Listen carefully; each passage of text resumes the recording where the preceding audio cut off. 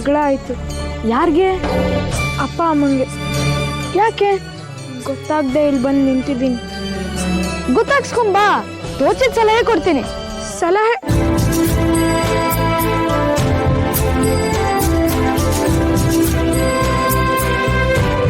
ಕಿಟ್ಟಪ್ಪ ನೀನು? ಹಾ ನಾನೇ. ನಾನು ನೆನ್ಸ್ಕೊಳ್ಳೋ ಇಲ್ಲ, ಕರೀಲೋ ಇಲ್ಲ. ನಾನು ಹೇಳದ್ನಲ್ಲ, ನಿಂಗೆ ಸಮಸ್ಯೆಗಳಿದ್ದಾಗ, ಪ್ರಶ್ನೆಗಳು ಬಂದಾಗ ನಾನು ಬರ್ತೀನಿ ಅಂತ. ಏನ್ ಸಮಸ್ಯೆ? ಯಾವತ್ತು ಜಗಳ ಆಡದೇ ಇರೋ ಅಪ್ಪ ಅಮ್ಮ ಇವತ್ತು ಜಗಳ ಆಡಿದ್ರು. ಬೆಳೆಸ್ಬೇಕಾಗಿತ್ತು. ಮೊದಲನೇ ಸಲಿ ಅಪ್ಪ ಅಮ್ಮ ಇಬ್ರು ಅಷ್ಟು ಕೋಪ ಮಾಡ್ಕೊಂಡಿರೋದು ನೋಡಿದ್ದು. ಏನ್ ಮಾಡ್ಲಿ ಅಂತ ತೋಚ್ಲಿಲ್ಲ, ಅದಕ್ಕೆ ಇಲ್ಲಿ ಬಂದು ನಿಂತ್ಕೊಂಡೆ. ತಪ್ಪು ಯಾರ್ದು ಅಂತ ನಿನ್ಗನ್ಸುತ್ತೆ? ಗೊತ್ತಾಗ್ಲಿಲ್ಲ. ಆದ್ರೆ ನಮ್ಮಮ್ಮ ಕಣ್ಣೀರ್ ಹಾಕದ್ನ ನನ್ನ ಕೈಲಿ ನೋಡಕ್ ಆಗ್ಲಿಲ್ಲ. ನಮ್ಮಮ್ಮ ಅಷ್ಟೇ ಅಲ್ಲ, ಜಗತ್ತಿನ ಯಾವ ತಾಯಿಯೂ ಕಣ್ಣೀರ್ ಹಾಕೋದನ್ನ ನನಗ್ ನೋಡಕ್ಕಾಗಲ್ಲ. ಮತ್ ಹೋಗ್ ಕಣ್ಣೀರೋರ್ಸು. ನೀನ್ ಬಂದಿರೋದೇ ಕಣ್ಣೀರೋರ್ಸಕ್ಕೆ. ಕಲ್ಪವೃಕ್ಷವಾಗಿ ಆಶ್ರಯ ನೀಡೋಕೆ, ಕಾಮಧೇನು ಆಗಿ ಹಸಿವನ್ ನೀಗ್ಸೋಕೆ. ಯಾರು? ನಾನಾ? ಹೌದಪ್ಪ, ನಿನ್ಗಿನ್ನೂ ನಿನ್ ಬಗ್ಗೆ ಗೊತ್ತಿಲ್ಲ. ಮೊದ್ಲು ಹೋಗಿ ನಿಮ್ಮ ಅಮ್ಮನ್ನ ಸಮಾಧಾನ ಮಾಡ್ಸು. ಸರಿ ಆಯ್ತು.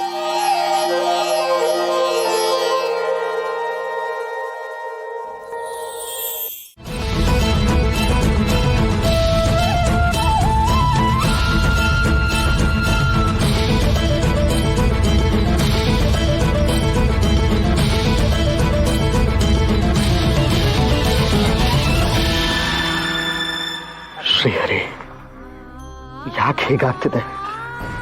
ನನ್ನ ಮನಸ್ಸಲ್ಲಿರೋ ಭಾರನ ಇಳಿಸ್ಕೊಳ್ಳೋಕೆ ಸಾಧ್ಯನೇ ಇಲ್ಲ. ಯಾರಿಗೂ ಹೇಳ್ಕೊಳ್ಳೋ ಹಾಗೂ ಇಲ್ಲ.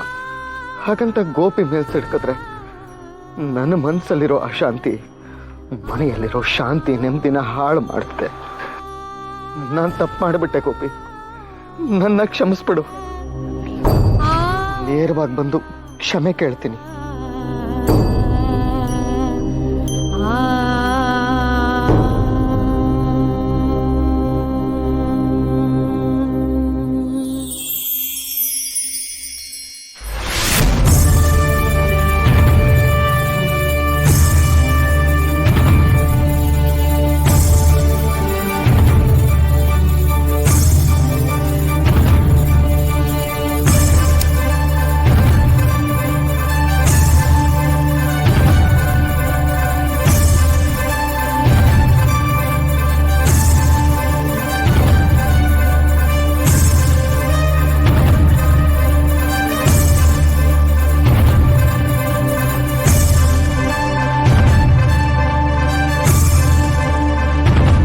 ಕುಂಭಕೋಣ ಮಠದ ಪೀಠಾಧಿಪತಿಗಳು, ವೇದ ಶಾಸ್ತ್ರ ಪಾರಂಗತರು, ಈ ಮಠದಿಂದ ವೈದಿಕ ಧರ್ಮವನ್ನು ಪುನರುಜ್ಜೀವನಗೊಳಿಸಿದ ಗುರುಗಳು, ಉತ್ತರಾಧಿಕಾರಿಗಳಾದ ಸುಧೀಂದ್ರ ತೀರ್ಥರು.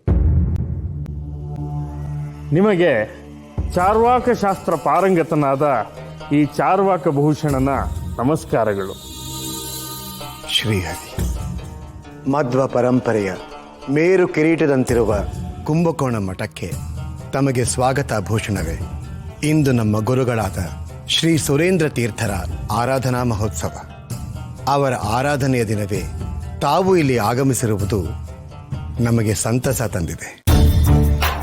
ಬಂದ ವಿಷಯ, ಉತ್ತರ ಕಾಶ್ಮೀರದ ಪಂಡಿತರಿಂದ ಹಿಡಿದು ಕನ್ಯಾಕುಮಾರಿಯ ವಿದ್ವಾಂಸರ ತನಕ ನನ್ನ ಚಾರ್ವಾಕ ಸಿದ್ಧಾಂತವನ್ನು ಮಂಡಿಸಿ ದೇವರಿಲ್ಲ ಎಂಬುದನ್ನು ನಿರೂಪಿಸಿದ್ದೇನೆ.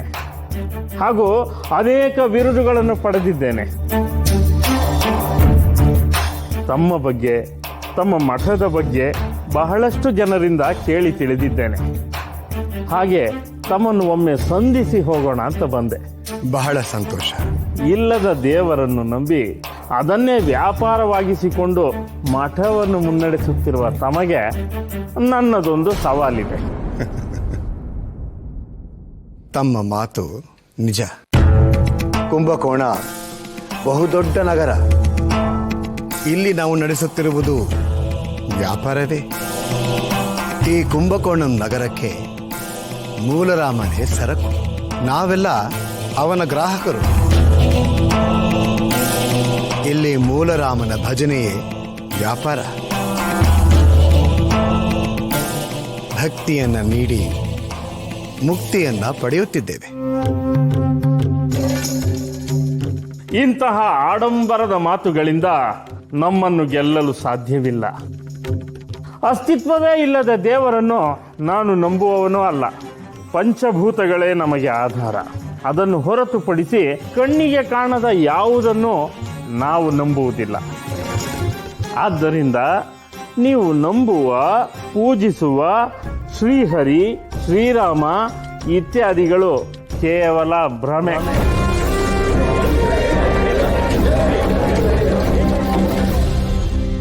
ನಿಲ್ಲಿ.